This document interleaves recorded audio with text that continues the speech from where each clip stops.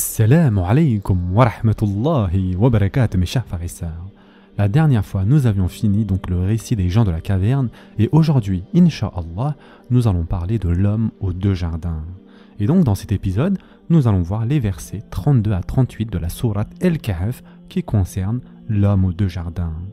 Allah Azza wa Jal dit dans le Coran, donne-leur l'exemple de deux hommes. À l'un d'eux, nous avons assigné deux jardins de vignes que nous avons entourés de palmiers et nous avons mis entre les deux jardins des champs cultivés. Les deux jardins produisaient leurs récoltes sans jamais manquer. Et nous avons fait jaillir entre eux un ruisseau. Et il avait des fruits, et dit alors à son compagnon avec qui il conversait, « Je possède plus de biens que toi, et je suis plus puissant que toi grâce à mon clan. » Il entra donc dans son jardin coupable envers lui-même par sa mécréance. Il dit, « Je ne pense pas que ceci puisse jamais périr, et je ne pense pas que l'heure viendra. Et si on me ramène vers mon Seigneur, je trouverai certes meilleur lieu de retour que ce jardin. » Son compagnon lui dit, tout en conversant avec lui, « Serais-tu mécréant envers celui qui t'a créé de terre, puis de sperme, et enfin t'a façonné en homme? Quant à moi, c'est Allah qui est mon Seigneur, et je n'associe personne à mon Seigneur. » Surat Al-Kahf, versets 32 à 38. Mes chers frères et sœurs en islam, dans les versets précédents, après avoir terminé l'histoire des gens de la caverne, Allah Azza wa Jal mentionne les récompenses réservées aux gens du Jannah, c'est-à-dire le paradis, et les punitions pour les gens du Jahannam, c'est-à-dire l'enfer. Allah Azza wa Jal mentionne que les gens du Jannah recevront des jardins d'éternité sous lesquels coulent des rivières. Ainsi, Allah Azza wa Jal évoque le véritable Jannah et immédiatement après, Allah Azza wa Jal raconte une autre histoire à propos d'un Jannah, c'est-à-dire d'un jardin qui n'est pas permanent, contrairement au Jannah de l'au-delà. C'est une histoire d'un Jannah terrestre. Et comme beaucoup peuvent être trompés par de tels Jannat, il s'agit de la deuxième des 4 histoires de la sourate Al-Kahf. Et elle traite de la fitna, c'est-à-dire de l'épreuve liée au Jannah temporaire et au plaisir de la dunya, c'est-à-dire de ce bas monde. La première histoire, celle des gens de la caverne, portait sur la fitna de la religion. Cette deuxième histoire concerne la fitna de l'argent et des jannat de ce bas monde, et le fait de vivre dans le zukhruf, c'est-à-dire l'apparence trompeuse et les ornements, ou la zina, c'est-à-dire la beauté attirante du monde qui nous entoure. Cela commence par donc « donne-leur une parabole ». C'est un autre exemple ou une parabole présentée par Allah Azza wa Jal. Le Coran est d'ailleurs rempli de façons d'interpréter notre intellect. Parfois Allah Azza wa Jal ordonne, parfois il menace, parfois il promet et parfois il raconte des histoires. Ce sont différentes méthodes qu'Allah Azza wa Jal utilise pour nous transmettre son message. Et si nous ne prêtons pas attention à une méthode, peut-être que nous le ferons avec une autre méthode. Allah Azza wa Jal donc emploie chaque technique et parmi les plus efficaces figure la narration des récits. Dans le verset 32, Allah subhanahu wa ta'ala dit « Donne-leur l'exemple de deux hommes. À l'un d'eux, nous avons assigné 2 jardins de vignes que nous avons entourés de palmiers, et nous avons mis entre les 2 jardins des champs cultivés. » Surat Al-Kahf, verset 32. La parabole présentée est celle de 2 hommes dont l'un était comblé de 2 jardins luxuriants de vignes, le fruit le plus précieux, délicat, prisé et coûteux. Allah Azza wa Jalla a accordé à l'un des hommes les meilleurs fruits, et pas seulement un jardin, mais 2 jardins. Et Allah Azza wa Jalla a entouré les délicates vignes d'une bordure protectrice de robustes palmiers dattiers. Ainsi, le jardin était aménagé de la manière la plus avantageuse pour cet homme. De plus, entre ces 2 jardins, il y avait encore d'autres cultures, en plus des raisins et des dattes, qui comptent parmi les fruits les plus essentiels et les cultures les plus importantes connues de l'homme. Le verset 33 poursuit. « Les 2 jardins produisaient leurs récoltes sans jamais manquer, et nous avons fait jaillir entre eux un ruisseau. » Quelle magnifique donc organisation que celle de ces jardins. Chacun de ces 2 jardins produisait toujours un rendement maximum, sans aucune pénurie, ni perte, ni infestation. Ce qu'un agriculteur redoute le plus, c'est qu'un malheur atteigne sa récolte, n'est-ce pas? Pourtant, Allah Azza wa Jal dit qu'il n'a non seulement donné à cet homme la meilleure qualité de production, mais aussi la meilleure quantité. De plus, Allah subhanahu wa ta'ala précise qu'il a fait jaillir un cours d'eau entre tout cela, de sorte que l'homme n'a même pas besoin d'irriguer ses jardins ni de prier pour la pluie. L'eau est là, à sa disposition. Mes chers frères et sœurs en islam, on ne peut pas imaginer une meilleure disposition.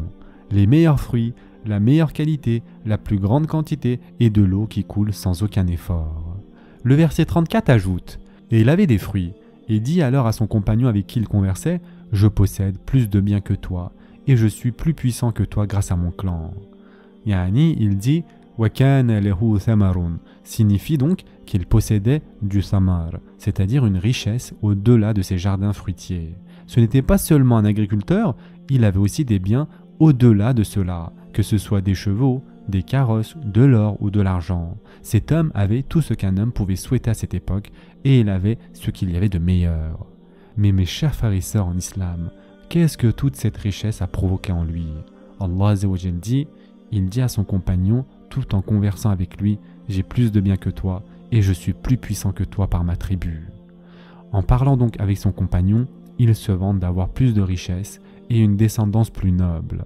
Il affirme avoir un meilleur statut et une famille plus grande et plus influente.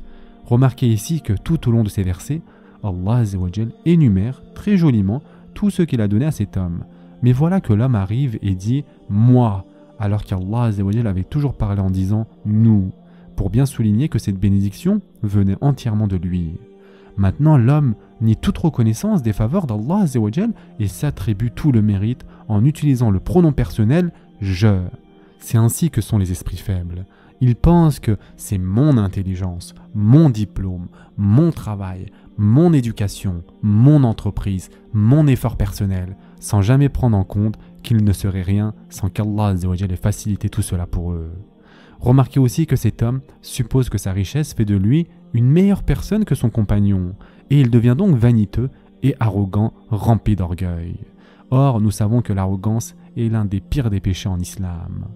Dans le verset 35, Allah Azza wa Jal décrit alors avec pitié l'état de cet homme. Il entra dans son jardin, coupable envers lui-même par sa mécréance. Il dit « Je ne pense pas que ceci puisse jamais périr ». Le voilà donc en train de parader avec arrogance. Et Allah Azza wa Jal dit qu'en réalité, il ne faisait du tort qu'à lui-même. Tandis que cet homme pensait être meilleur que son compagnon et qu'il l'humiliait injustement, en vérité, il ne nuit à personne d'autre qu'à lui-même. Dans son orgueil et son illusion, il se croit puissant, alors qu'en réalité, il est parmi les pires. Comme le dit Allah Azza wa Jal, il était injuste envers lui-même. De par quoi? De par sa mécréance. Il ajoute ensuite qu'il ne pense pas que ses jardins périront un jour. En effet, il se dit comment une telle richesse pourrait-elle disparaître. Là encore, il commet une erreur fatale. Il croit que parce qu'il est riche maintenant, il le restera pour toujours, et que parce qu'il est en bonne santé aujourd'hui, qu'il le sera éternellement. Pourtant, 3 versets plus tôt, Allah Azza wa Jal a décrit le jardin éternel de l'au-delà sous lesquels coulent les rivières. Et voici que cet homme utilise le mot « abadan » yani à jamais, yani pour une éternité, en supposant que son petit jannah, c'est-à-dire son petit jardin terrestre, sera éternel lui aussi. L'homme ajoute ensuite au verset 36 « Et je ne pense pas que l'heure viendra. Et si on me ramène vers mon Seigneur, je trouverai certes meilleur lieu de retour que ce jardin. » Le voilà maintenant en train de commettre une autre hérésie encore plus grave. Après avoir d'abord cru que sa richesse durerait pour toujours, il devient tellement absorbé par son paradis terrestre qu'il ne se soucie même plus de la religion. Il affirme qu'il ne pense pas que le jour du jugement arrivera un jour, et que s'il existe donc un autre Jannah, ce ne sera pas dans l'au-delà, mais ici-bas. Selon lui, toute la vie se limite à ce bas monde. De plus, le sommet de son arrogance est révélé lorsqu'il affirme que même si jamais le jour du jugement avait lieu, il trouverait là-bas quelque chose d'encore meilleur à habiter, encore meilleur que tout ce qu'il possède ici. Ce pauvre homme, ce miskin, pensait que si quelqu'un est riche ici-bas, en bonne santé et prospère, cela signifie nécessairement qu'Allah Azza wa Jal l'aime. Mais Allah Azza wa Jal donne dans cette dunya aussi bien aux croyants pieux qu'aux pécheurs impies, n'est-ce pas, qu'aussi bien aux mu'min qu'aux fasiq, aussi bien aux musulmans qu'aux mécréants. Il la donne à tout le monde. Allah Azza wa Jal dit dans le Coran qu'il accorde ses bienfaits à tous les groupes de personnes. La dunya n'est pas un critère donc d'amour divin. Ce n'est pas ce bas monde qui prouve qu'Allah Azza wa Jal nous aime, c'est l'au-delà qui le détermine. En réponse donc aux affirmations de cet homme, son compagnon lui dit alors dans les versets 37 et 38, son compagnon lui dit, tout en conversant avec lui, « Serais-tu mécréant envers celui qui t'a créé de terre, puis de sperme, et enfin t'a façonné en homme? Quant à moi, c'est Allah qui est mon Seigneur, et je n'associe personne à mon Seigneur. » Remarquez ici, mes chers frères et sœurs en islam, que son ami vient tout juste d'être insulté et humilié, en s'entendant dire que celui qui possède les jardins est plus riche et meilleur que lui. Lorsque quelque chose de ce genre nous arrive, notre premier réflexe est souvent de nous défendre par orgueil. Mais lui reste silencieux face à cette humiliation. Il accepte d'avaler cela sans riposter. En revanche, lorsque l'homme commence à insulter Allah, son compagnon pieux ne peut pas rester sans agir. Quand Allah est tourné en dérision et que le jour du jugement est nié, alors il répond « car c'est sa foi, c'est-à-dire son iman qui est menacé ». Dans sa réponse, le mot « akafarta » peut avoir deux significations. Le mot « kafara » est souvent traduit par « rejeter Allah », mais en réalité, ce n'est que l'un des deux sens du terme. L'autre signification est l'ingratitude envers Allah. C'est pour cette raison que, dans le Coran, le kufr, la mécréance, a deux contraires. Le premier contraire, c'est l'iman, c'est-à-dire la foi. Et le second contraire, c'est le shukr, c'est-à-dire la reconnaissance, la gratitude. Comme Allah dit dans le Coran, « Et rappelez-vous lorsque votre Seigneur proclama, si vous êtes reconnaissant, c'est-à-dire shakartum, alors je vous augmenterai en bienfait. Mais si vous êtes ingrat, c'est-à-dire kafartum, mon châtiment sera certes sévère. » Surat Ibrahim, verset 7. Dans le contexte ici, le sens principal donc de akafarta est de s'interroger. Comment peut-il être aussi ingrat? Es-tu vraiment ingrat envers celui qui t'a créé de poussière, puis de gouttes de sperme, et t'a ensuite façonné en homme? Quel est l'objectif de formuler les choses ainsi? C'est pour humilier cet homme, le ramener à sa véritable condition, le faire redescendre sur terre. Le message implicite est « Pour qui te prends-tu donc à te croire supérieur à tout le monde ?»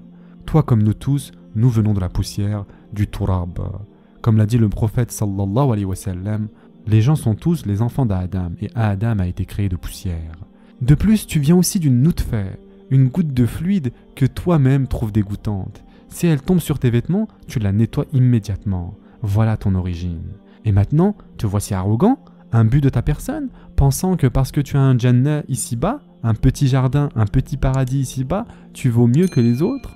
Pourtant, c'est à partir de cette poussière, puis de cette goutte méprisable, qu'Allah t'a façonné en un être humain magnifique et complet.